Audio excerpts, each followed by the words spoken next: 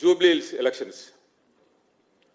జూబ్లీహిల్స్ నియోజకవర్గం యొక్క పరిస్థితి చూస్తుంటే దాదాపు 90% జూబ్లీహిల్స్లో అన్ని స్లమ్ములే, అది దాదాపు బస్తీలే. యూసుఫ్ కూడా చూసినా, రహమత్ నగర్ చూసినా, కార్మిక నగర్ చూసినా ఇలా 90% మధ్యతరగతి, బిలో మధ్యతరగతి నివసించే ప్రజలే ఉన్నారు.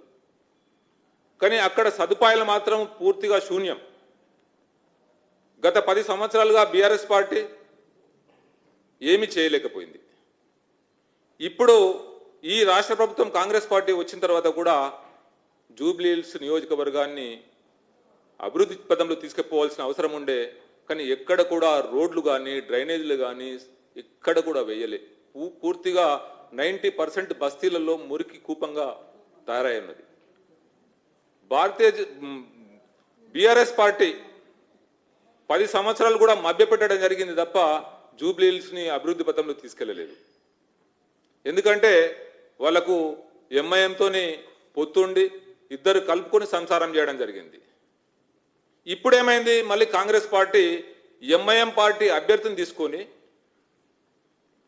కాంగ్రెస్ పార్టీ టికెట్ ఇచ్చి ఈరోజు అభ్యర్థిని నిలబెట్టడం జరిగింది. అంటే కాంగ్రెస్ పార్టీకి సరైన చిత్తశుద్ధి లేదు. ఎందుకంటే ప్రజలు అసహించుకుంటారు, ఏదెట్లయినా కానీ ఓడిపోతాం కాబట్టి ఈరోజు ఒక ఎంఐఎం క్యాండిడేట్ని మనం తీసుకొని కాంగ్రెస్ ముసుగు కప్పి, అంటే పులితోలునే మేఘ మీద కప్పి నడిపించినట్టు ఈరోజు కాంగ్రెస్ పార్టీ ఎంఐఎం అభ్యర్థి పైన కప్పేసేసి ఈరోజు ఎలక్షన్లకు వెళ్తున్నారు.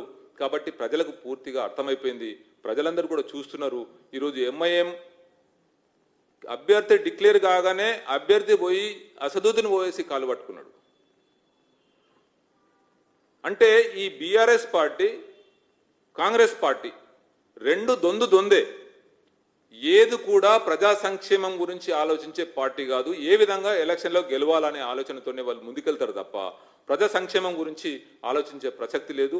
ఈరోజు జూబ్లీహిల్స్ ప్రజలందరికీ కూడా, ఓటర్స్ అందరికీ కూడా భారతీయ జనతా పార్టీ విజ్ఞప్తి చేస్తున్నది, మీరు ఏదైతే ఓటు వేస్తారో కాంగ్రెస్కు అది ఎంఐఎంకే పోతుంది, మీరు బీఆర్ఎస్కి వేసినా అది ఎంఐఎంకే పోతుంది. కాబట్టి రెండు కలుపుకొని చేస్తున్న అది తోడు దొంగలే.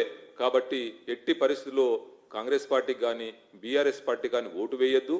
భారతీయ జనతా పార్టీ ప్రజల పక్షాన ఉంటుంది కాబట్టి, ప్రజల సంక్షేమం కొరకు పోరాడుతుంది కాబట్టి భారతీయ జనతా పార్టీకే ఓటు వేసి భారతీయ జనతా పార్టీ అభ్యర్థిని గెలిపించాలని చెప్పి మీ ద్వారా ఓటర్స్ అందరికీ కూడా విజ్ఞప్తి చేయడం జరుగుతుంది.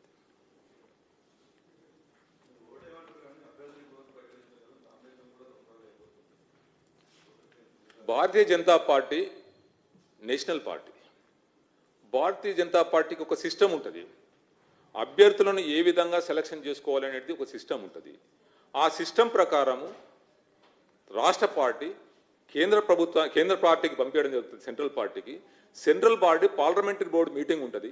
పార్లమెంటరీ బోర్డు మీటింగ్లో అక్కడ అభ్యర్థులను సెలక్షన్ చేస్తుంది.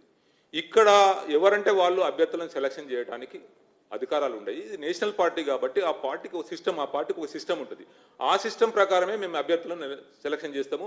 ఇప్పుడు పార్లమెంట్ బోర్డు మీటింగ్ ఇవాళ కానీ రేపు కానీ ఉంటుంది కాబట్టి తప్పకుండా ఆ అభ్యర్థిని డిక్లేర్ చేస్తారు.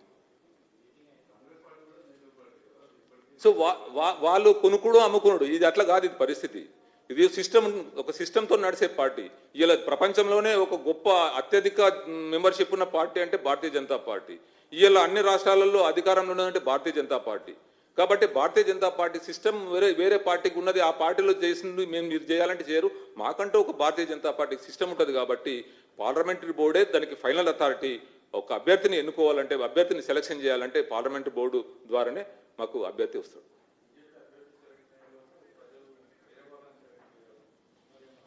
అయిపోతుంది.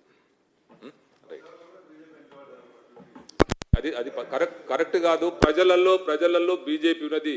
అవినీతి పార్టీలు రెండు ఈరోజు పోటీలకు వచ్చినాయి, అవినీతి మయంలో ఉన్నాయి అని చెప్పి ప్రజలకు తెలుసు, ఓటర్లకు తెలుసు. కాబట్టి ఎట్టి పరిస్థితుల్లో కూడా భారతీయ జనతా పార్టీ అభ్యర్థి విజయం ఖాయం.